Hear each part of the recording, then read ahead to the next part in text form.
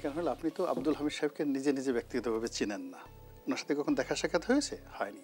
ওনার চোখে জাদু আছে, ব্যক্তিত্বে জাদু আছে। উনি 1971 সনে ভারতে গিয়ে যে মুক্তিযুদ্ধ শুধু করেন নাই, কামরূপ কামাখ্যা থেকে উনি জাদু শিখে আসছেন। সেই জাদুর পরে আজকে যে উপদেষ্টা আছে, স্বরাষ্ট্র উপদেষ্টা, এখনও ওনার জাদুর ঘোর কাটে নাই। এখন উনি বুঝতে পারেন না যে কোথা থেকে কি হয়ে গেল।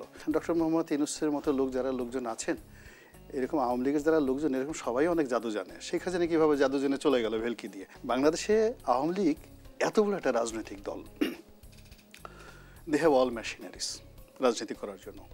টাকা আছে, ক্ষমতা আছে, বুদ্ধি আছে, ম্যান পাওয়ার আছে, কৌশল আছে। ওনাদের যারা অপোজিট যারা লোকজন আছেন, তাদের ব্রঙ্কাইটিস আছে, নিউমোনিয়া আছে, ডায়াবেটিস আছে, আর হাজারো রকম সমস্যা আছে, কোষ্ঠকাঠিন্য আছে। ফলে এইগুলো একসাথে যুদ্ধ হয় না। যুদ্ধ করার জন্য সমতা দরকার। এখন যে জিনিসটা হচ্ছে, এটা একটা অসম যুদ্ধ।